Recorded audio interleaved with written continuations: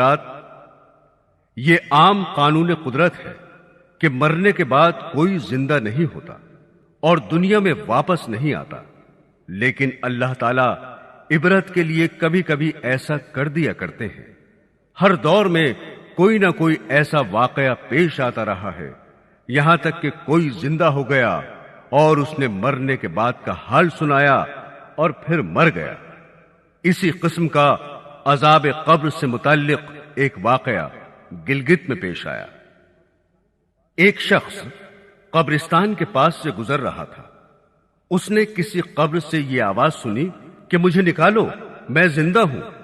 جب ایک دو مرتبہ اس نے آواز سنی تو اس نے یہ سمجھا کہ یہ میرا وہم اور خیال ہے، کوئی آواز نہیں آ رہی ہے۔ لیکن جب مسلسل اس نے یہ آواز سنی تو اس کو یقین ہونے لگا۔ چنانچہ قریب میں ایک بستی تھی، وہ شخص اس میں آیا اور لوگوں کو اس آواز کے بارے میں بتا کر کہا کہ تم بھی چلو اور اس آواز کو سنو۔ چنانچہ کچھ لوگ اس کے ساتھ آئے، انہوں نے بھی یہی آواز سنی اور سب نے یقین کر لیا کہ واقعی یہ آواز قبر سے آ رہی ہے۔ اب یقین ہونے کے بعد ان لوگوں کو مسئلہ پوچھنے کی فکر ہوئی کہ پہلے علماء سے یہ مسئلہ معلوم کرو کہ قبر کھولنا جائز ہے یا نہیں۔ چنانچہ وہ لوگ محلے کی مسجد کے امام صاحب کے پاس گئے اور ان سے کہا کہ اس طرح قبر سے آواز آ رہی ہے اور میت یہ کہہ رہی ہے کہ مجھے قبر سے باہر نکالو، میں زندہ ہوں۔ امام صاحب نے فرمایا اگر تمہیں اس کے زندہ ہونے کا یقین ہو گیا ہے تو قبر کو کھول لو اور اس کو باہر نکال لو۔ چنانچہ یہ لوگ ہمت کر کے قبرستان گئے اور جا کر قبر کھولی۔ اب جو ہی تختہ ہٹایا تو دیکھا اندر ایک عورت ننگی بیٹھی ہوئی ہے اور اس کا کفن گل چکا ہے، اور وہ عورت کہہ رہی ہے جلدی سے میرے گھر سے میرے کپڑے لاؤ، میں کپڑے پہن کر باہر نکلوں گی۔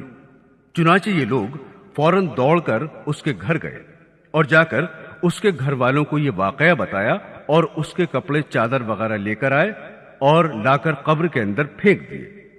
اس عورت نے ان کپڑوں کو پہنا اور چادر اپنے اوپر ڈالی اور پھر تیزی سے بجلی کی طرح اپنی قبر سے نکلی اور دوڑتی ہوئی اپنے گھر کی طرف بھاگی۔ گھر جا کر ایک کمرے میں چھپ کر اندر سے کنڈی لگا لی۔ اب جو لوگ قبرستان آئے تھے دوڑ کر اس کے گھر پہنچے، ان کو وہاں جا کر معلوم ہوا کہ اس نے اپنے کمرے کے اندر سے کنڈی لگا رکھی ہے۔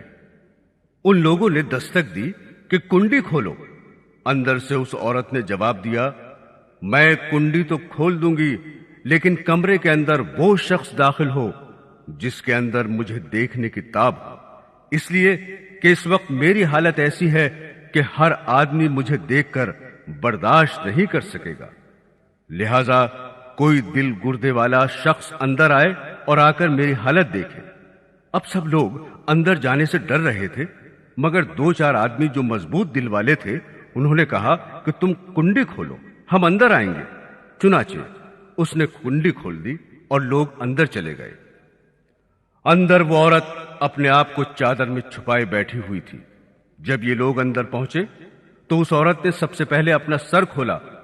ان لوگوں نے دیکھا کہ اس کے سر پر ایک بھی بال نہیں ہے، وہ بالکل خالی کھوپڑی ہے، نہ اس پر بال ہیں نہ کھال ہے، صرف خالی ہڈی ہڈی ہے۔ لوگوں نے اس سے پوچھا تیرے بال کہاں گئے؟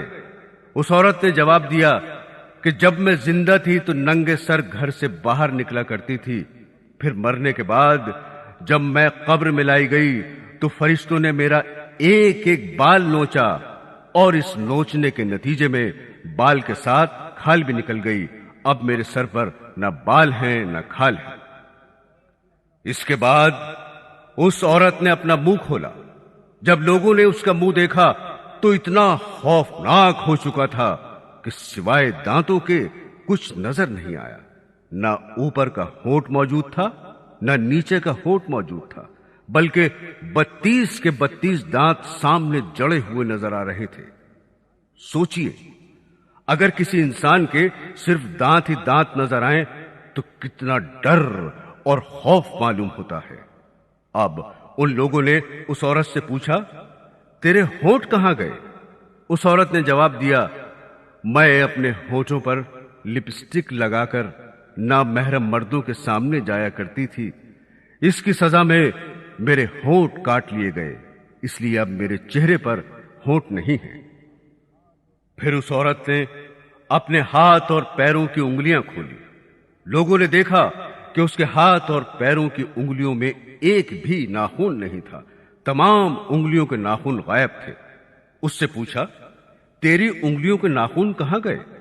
اس عورت نے جواب دیا، ناخن پالش لگانے کی وجہ سے میرا ایک ایک ناخن کھینچ لیا گیا۔